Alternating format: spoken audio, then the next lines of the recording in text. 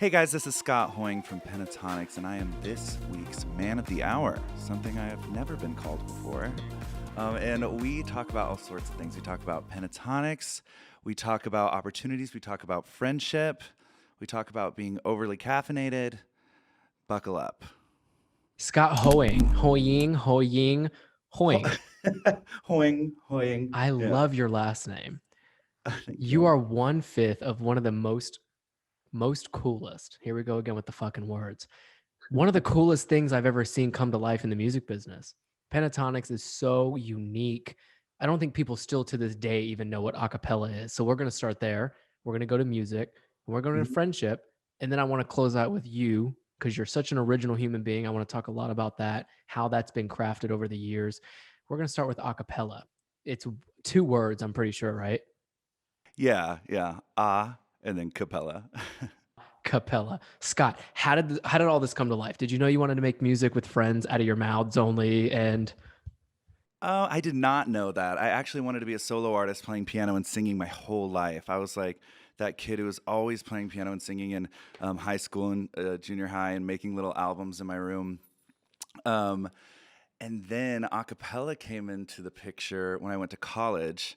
I didn't want to join a frat because I was scared. So I, yeah, I mean, I was really into choir in high school. So I was like, a cappella would be perfect for me because it's kind of like choir. And I just fell in love with it. I was obsessed. It just like, I just like developed a passion for it really, really quickly. And my friends in my a cappella group at USC were on this TV show, and I was like, I want to do a cappella on the TV show originally for fun. But then after we won, I was like, okay, I guess this is my career. yeah, and you're loving it. I'm Five loving of it. you look like you're always having fun. You know what I love about you guys? There's those Christmas specials you guys come out with every year. And Yeah. it's fun. My mom and I bop to it all the time, right alongside Mariah Carey and believe it or not, Cheetalicious Christmas from 2007. Oh wow, we are in great company there. That's You iconic. remember it. You know, there's something so unique about like pop group bands, if you may. Mm. Obviously, your instruments are out of the mouth, but then you have a lot of pop bands that are like the Cheetah Girls back then, or, there is something cool about that. No matter not whether or not they're still together, doesn't really matter. Although I'm really happy you guys are still together, Yeah, 10 years later, it's crazy. right? But you guys, like groups like you are a part of people's childhood, or just it's really unique to see. I hope you know that. Oh yeah, thank you. And that's very true. I had someone tell me yesterday, like, I used to cover White Winter Hymnal when I was like a young kid in elementary school with my friends. And I was like, wait, how old am I then? It's I was like, wait, and this person was an adult. I was like, elementary school? I was like, are you sure you got your math right?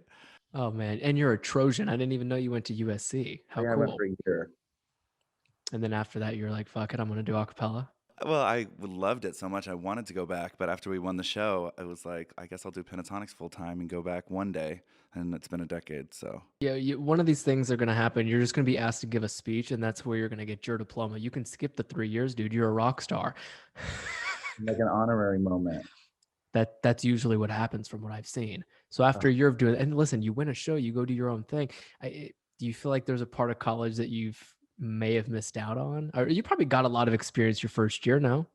Yeah, I did. I got a ton of experience because I was in the music program and they loved to like party and hang. And I had all these classes and met a lot of friends. And then also the a cappella world is like an experience. So it was a lot my freshman year. So I feel like I got it.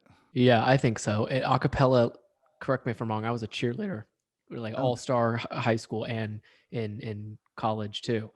mm. It's you can compare cheer world and like you've seen the little rock stars that do the 2.5 minute routines. They're sassy as hell.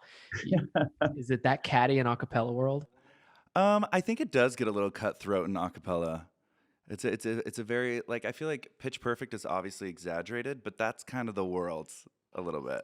It would have never made Pitch Perfect or that show Cheer on Netflix or Bring It On should it not actually be somewhat emulated correctly. Am I right?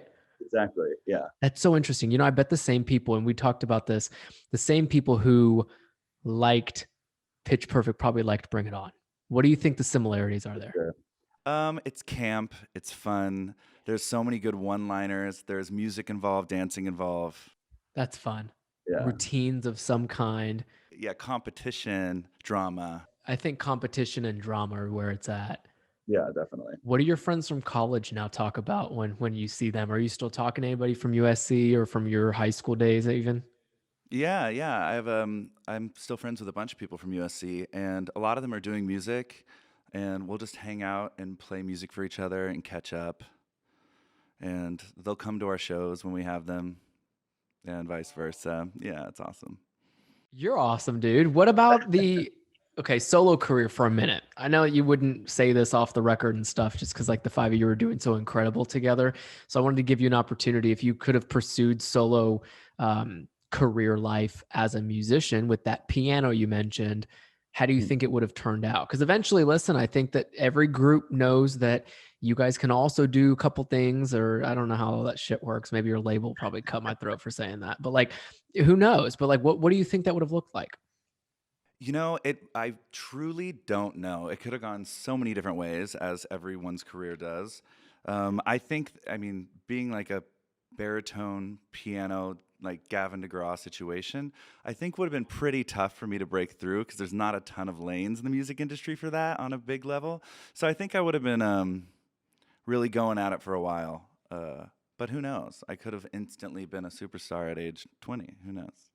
You're a superstar now, so that's all we care about. That's all we care about. You're a little, you might have went to school in the West Coast, but you were a Southern guy. You're from Yeah. Texas, Yes, Arlington, Texas. Arlington, Texas. My family's Arlington. from Tennessee, so I'm always telling people, All I'm like, you got a little Southern Japanese boy here. But are there still roots in Texas? Yeah, my parents are there, and my sister, nieces, and nephews are there. And then I have another sister in Baltimore now. What does it feel like going home? Usually, after coming out of Hollywood, each time. It's always really nostalgic. It's so much calmer in Texas, so it's a nice place to decompress and hang with family and kind of get back to my roots. Because obviously, being here, it's like work, work nonstop. So it is nice to go back. And you don't have someone whispering in your ear going. Yeah, exactly. You know what's so funny? I thought about this and I was like, God, I don't even know if we could do this on the show. It'd probably be so difficult. At some point, I'd wanted to learn the acapella. So I was doing music videos for people that were acapella teams at University of Tennessee, Volt and Evolve. I forget the names. They were like, "Hey, we need some videos." It was so cool to compile clips of like close-ups of these people singing, the wide shots with the whole. You've seen it because you guys do so many music videos. It's so cool. Yeah, thank you. I know. I love the acapella world. Dude, music aside for a second, creating opportunities. We're gonna get a little deep here for a second because I want your thoughts on this. I feel like aside from music, just in life in general, what are your thoughts on creating opportunities and kind of bringing things to life that were previously non-existent, especially like an idea, be it creative or not?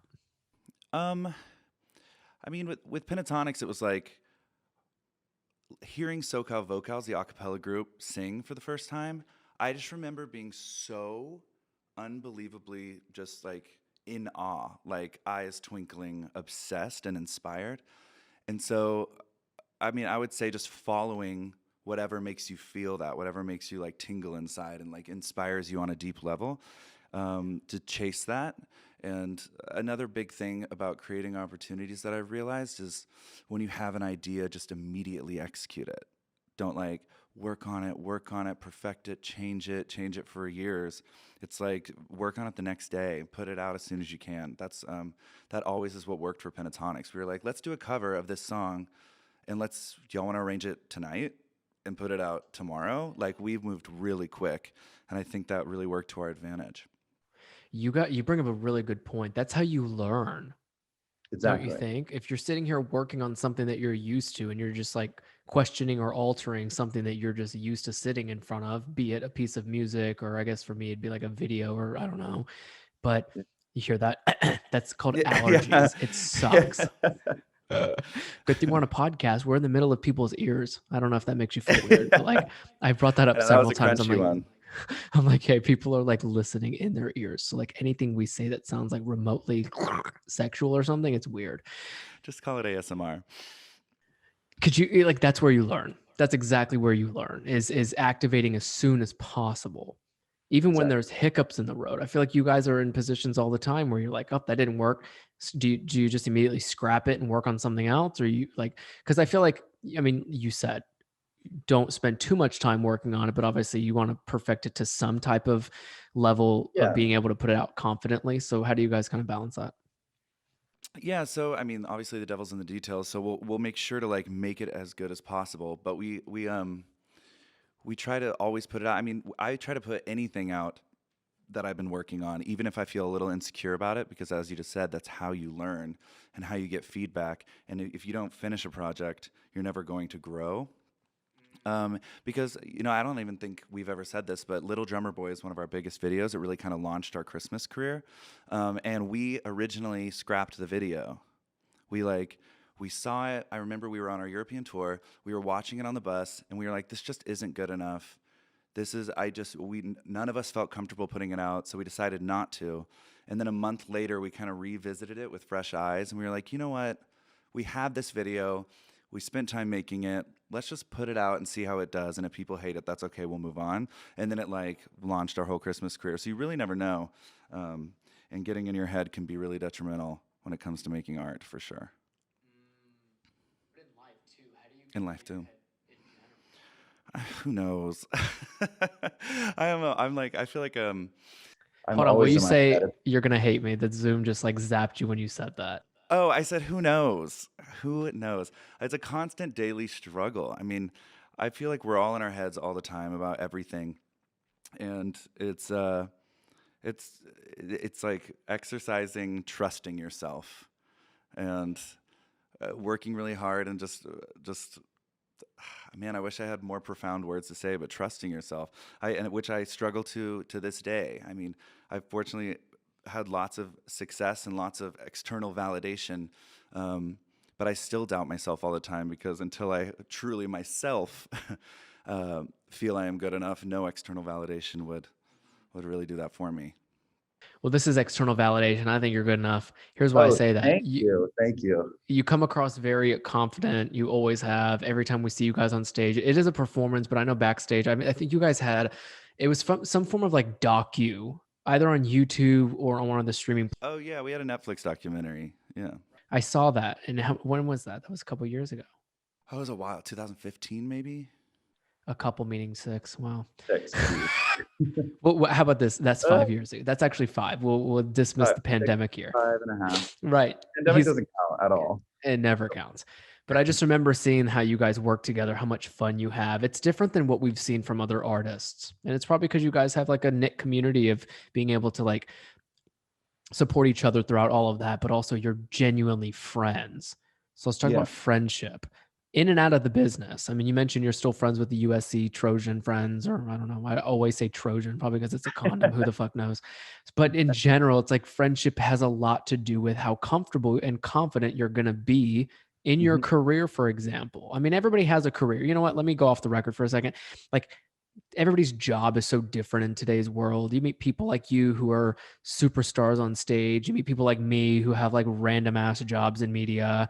And it's like, it's so cool though, how everybody can still super relate on this level of being happy where they are, should you have a good support circle, you Yeah. know? 100%. I mean, I feel like probably the primary reason Pentatonix has been successful is because we were all friends and we're all having fun. Because, I mean, I always say this, but like, easily the best art comes from just having natural fun. If it feels forced or too businesslike, the art suffers greatly. But all our best stuff is when we're like laughing, dancing, singing, and just coming up with stuff randomly, and there's no inhibitions, and no one feels judged, no one feels afraid to give ideas. That is where like the magic happens in all areas of life, but for Pentatonix, especially musically.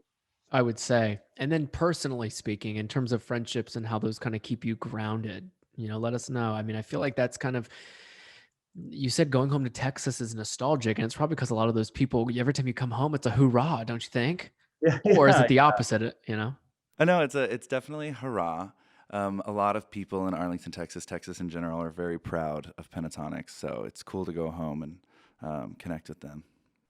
How are you handling stardom? I gotta ask you, because Oh, man. at some point, I'm getting introvert vibes, and I don't know why, but I'm just For getting me? not like bad, but I'm getting the idea that like you like your privacy. I do. I'm definitely introverted. at times. I have my extroverted moments.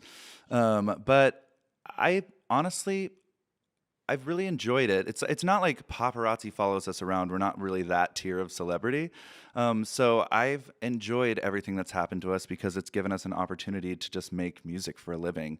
I don't really. There's not a lot of other things I'm super passionate about. So being able to kind of be in the zone and like live my passion and truth daily, and get paid for it is just all I could ever ask for. So You said it. When that wire, that check comes through, that's where it's at.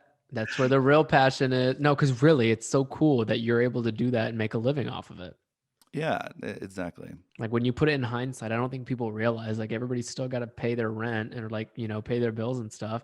It's called being an adult, which is crazy Yeah, cool. it But sucks. I it's did like, not suggest yeah. Scott, you seem so original too, which is something that I think is not just noticeable, but it's very admirable for many reasons. But in terms of being original, have you always been this way in terms of, I know you mentioned you're working on yourself and like, gaining the confidence to this day, which is just a journey, I would think. And by all means, I'm younger than you, but I'll just say this because, I feel like saying it. But like, there's so much still to be learned in our lives for so long. It's why I started this show. I think in the world of self-help, it's about taking anybody who's experiencing life at the same time, getting what they have to say about what's happened in their life or what's upcoming, and really understanding that all of us are playing the same game. You know what I mean? But for you, Yeah, I think originality is so dope. Like just to see you as you, and you're so happily in your relationship and you're so happily singing, doing your thing. But do you do the beatboxing part too, or just the singing? Oh, you do I all of know. it. I just sing. I I mean, love that. You I don't can even have to do all the beatboxing. You know what? I'll do it. like, But that's um, that's a great thing to see. So has it always been like that for you? um, I feel like I have always taken pride in being original. You know, like as a kid, I was really weird and awkward. I mean, most of my childhood, and I always kind of was insecure about that. But what I realized that a lot of creativity came from that. And as I've gotten older, I've learned to harness kind of like the weirdness and try to take something we've made and be like, how can we think outside of the box and flip this on its head? Okay, how can we do that even more? And how can we push it even more? And just having at the forefront of your mind, how can we make this different than anything? And really taking the time to answer that question has been really crucial for us as a band and me personally. Mm.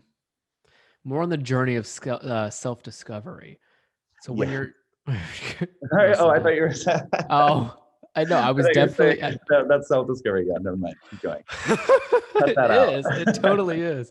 Oh, we can't cut anything out, man. No, I'm Oh, kidding. We could, but I don't like to cut nothing out. oh no, leave it Here's all. why. I think it's because I think everything you're saying is so valuable. Self-discovery is one of those things where I feel like again, it's about that journey process for so many of us, and it's about asking those hard questions. What would you say is the hardest question you've had to ask yourself recently? The hardest question I've had to ask myself recently. Um, oh man. Like, what does the future look like? That's probably the scariest thing. Is it Pentatonix for the next 20 years? Is it Pentatonix for the next 5 years? What's my life and my existence outside of this band?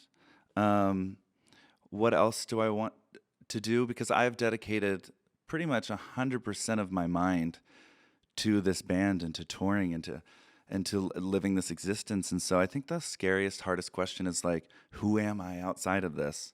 Um, which is it's a terrifying thing that we all have to ask ourselves because all our careers and our friendships and the movies we watch, they're all in a way distractions.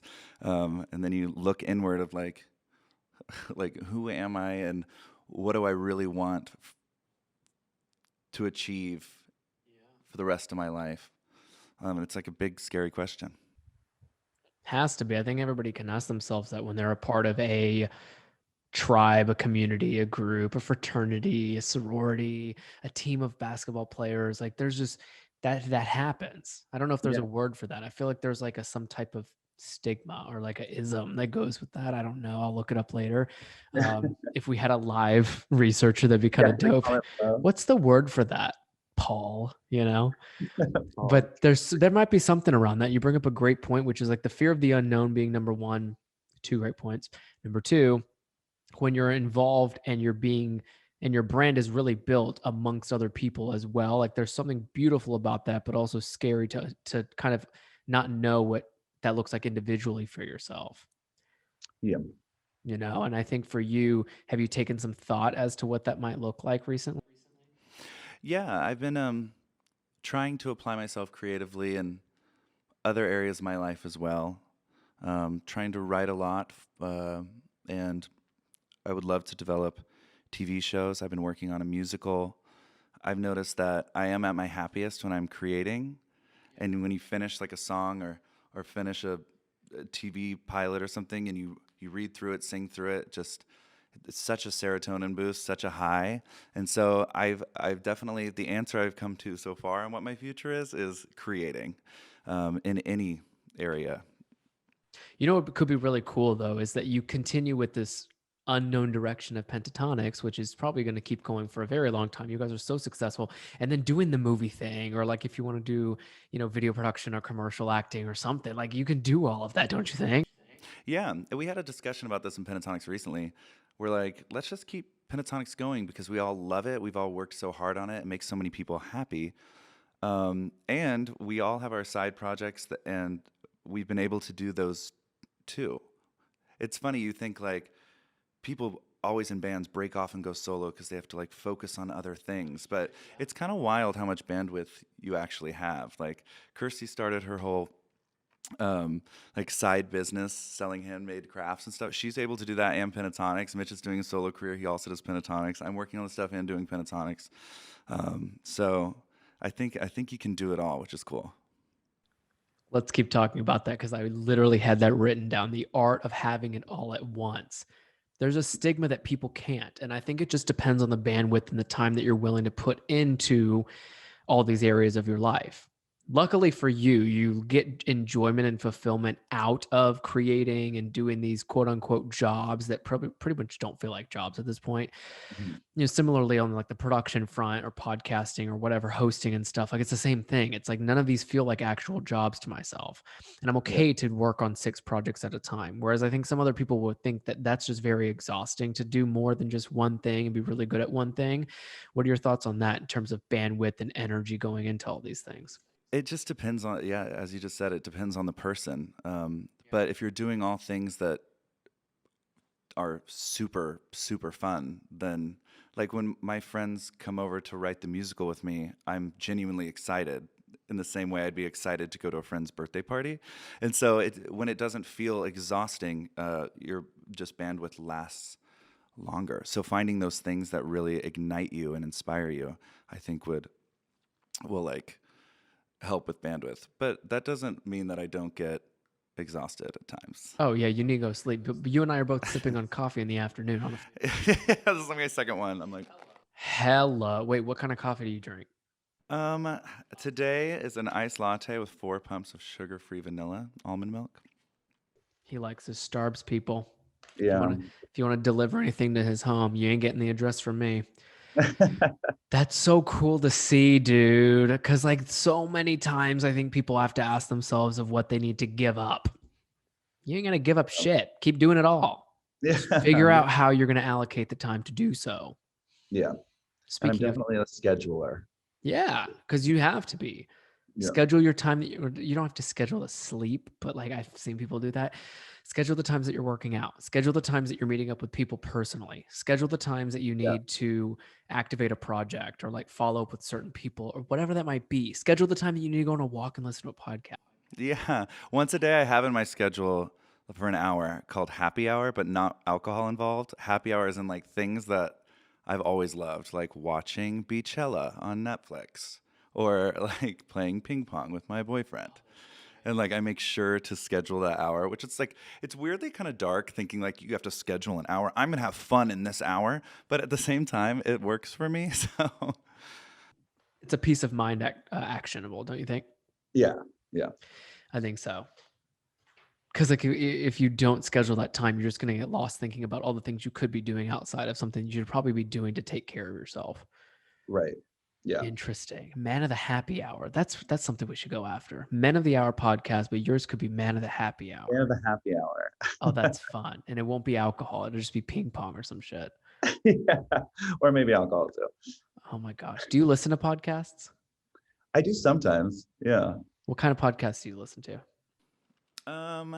I listened to this podcast called Food for Thought that I really like. These like four hilarious gay men, and then I listened to one yesterday called The School of Success, Greatness, The School of Greatness. Yes, and then I'll listen to like murder podcasts. I never remember the names of them. I listen to a different one every day. But there was one where they write letters to these two girls and they like read these like murder letters. Oh, So hell no. What's good. You don't like that fascinating stuff? about that? No, you do. That's scary. Oh my god, I know. I'm like one of those people that like will watch Snapped 7 episodes in a row. Okay, actually, okay, I'll be honest with you. I did that maybe 2 months ago. I hated it, but I couldn't stop it. That's what it is about the murder mystery shows, crimes. What is it called? Snapped, Dateline. Yeah. Fascination with the Abomination. Yeah. It's not like you want to be a serial killer after, but you want to watch it to figure out how they did it and be like, whoa, how did you like not go to jail for life for that? Yeah, it's kind of you enjoy it in the same way you enjoy gossip. It's like I gotta know what's going on and what happened, even though it's not my business. Right. Yeah. Damn. We could keep talking forever. I got to ask you about the big picture. When you go into any project or Pentatonix goes into any project or you're asked to do a project like, wait, this musical is actually going to be really fun. And you have to call me. I don't know what part I want to play, but I want to be a backup dancer or something. Oh my god, you're in. No audition necessary. No, please. Like I'm holding you to that. Meg jumped off the call, sadly. But really, I think that'd be so dope to just be a backup dancer on like a High School Musical, but whatever you're going to create. You know what I mean? Yeah, I mean that would be super fun. I've always wanted to be in a Broadway show, but like have like one of the like a one song in the show, so I never have to stress. Like I couldn't do like an Elphaba moment where she sings like 12 ballads at the top of her lungs. Too much. 8 shows a week.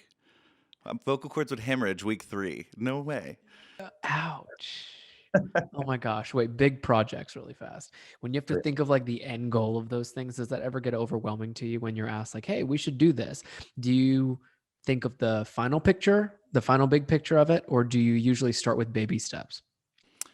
I think always like at the genesis of a project, it's really exciting. That's like the best part because you're like, holy shit, it could go this way, it could go this way.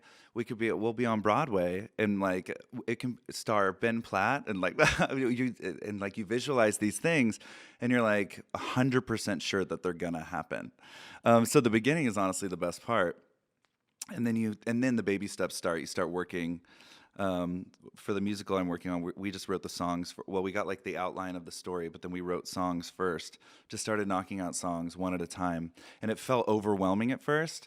And there's definitely those valleys where you're like, this is kind of bad, and also going to take a really long time. And what did we get ourselves into? But fortunately, the two guys I'm working with are very like good at pushing through that, so we always push through those tough valley moments. And then slowly but surely, it's like 3 months later, and we have 13 songs done, and we have half the story done, and it just slowly comes together. So see you on Broadway, everyone. That was a tease. I love that. It's a great, very, manifesting. that's you manifesting. I think you have to do that in any creative industry, don't you think? Yeah, absolutely. Because if you put yourself in the headspace where you honestly believe that you're going to achieve it, then, I mean, everything just feels better and you make better art. I don't even know how to describe it eloquently, but with the musical, there has been moments where I'm like, I just really don't know if this is strong enough. But I was like, you know what? It is strong enough, and it's only going to get better. It's only going to get better, and it's not out yet. We can keep changing it, and we've been tweaking it and working on it, and then suddenly it starts to have this sheen of like professionalism. I'm like, oh wait, no, this is so dope now. I'm like, this doesn't, because anything you start making, it's gonna feel amateur at first. You know, you're just kind of like figuring it out. But if you keep working on it, I'm like, oh shit, this is starting to like really come together. And then you can call all the people like the teams and whoever else needs to help zhuzh. Yeah, I'm like, yeah, agents, managers. That's it, because they'll help. Do you know what the term zhuzh? Zhuzh, yes, of course. Well, zhuzh. When did you first hear that? I heard it 2 years ago when I moved to New York. Like a few years ago, I think, I don't know. I was like hanging out with a group of gay people who just started using it, and they're like, just gonna zhuzh my hair really quickly and like stuff like that. That's what it And is. then People I said heard if that it's not hair or an email, just yeah, zhuzh it yeah, up. now it's applied to everything. And I think Jasmine Masters originated it, the drag queen. I don't know though. Don't hold me to that. On that, but I'm gonna hold you to the fact that I'm gonna be a backup dancer on this musical. 1000%. 1000%. See, I can't even sing. That's why I'm gonna be a fucking backup dancer. Wait. What are you excited about for this year? It's about to close. I mean, listen, we're in May, and I don't know what the hell is going to happen for the rest of 2021, but I'm very excited because I think everybody's getting excited. And when I see people excited, I get excited. So, what are you going to be excited about for the remainder of the year? I am excited about a lot of things. I mean, this is obvious, but I'm excited for things to slowly get back to normal. I'm excited to hug people and travel. And, I feel like hanging out with people, concerts, events, any type of social gathering is just going to hit different. Like, because everyone's going to be like, I took you for granted. Like, now that I haven't got to see you, I just need to hold you. Um, That means you guys can take the VIP meet and greet tickets and like triple the cost. I'm kidding. yeah, exactly. But I'm also excited to just get back on the road and do shows, and um, to see where like all these projects I started in the pandemic lead to. Yeah. I can't wait. I'm excited for you, Scott. Thank you. HOYING. I'm never gonna forget your last name now. I thought it was Yeah. HOYING because I wanted to pronounce the Y. Why would you pronounce the Y? Same reason you don't know that letter of the alphabet either, I'm sure, right? But no, your name is dope. Thank you for your time for Thank you for recording this having me. audio. You're the best. Everybody who is tuning in to this audio right now, you hear how crisp his microphone is? That's the Shure mic. They didn't pay for me to say that shit either. It is a dope microphone that looks like, I don't want to say, but like it's just a weird looking mic that has amazing quality. He plugged his into a thing called Pro Tools. So any of you music enthusiasts, you should know this. Artists are like using actual apps on your computer to make music. Similar to what, I mean, you guys are lucky you can sing and just sing into the mic and like use your mouth. But people have their shit plugged into computers and then that's how they make their music. I mean, all of us know. I mean, they're starting to put out master classes and stuff now, which is super dope. But for literally for spending the past, how long is this? 45 minutes maybe? Anyway, we don't keep track. But thank you. Thank you for saying yes to joining us on the show and sharing everything you did with us. I know both of us are caffeinated on a Friday. Now we got the rest of our lives ahead of us to go have some fun, We can Scott. crash in like an hour. Thanks again, Scott. Thank you.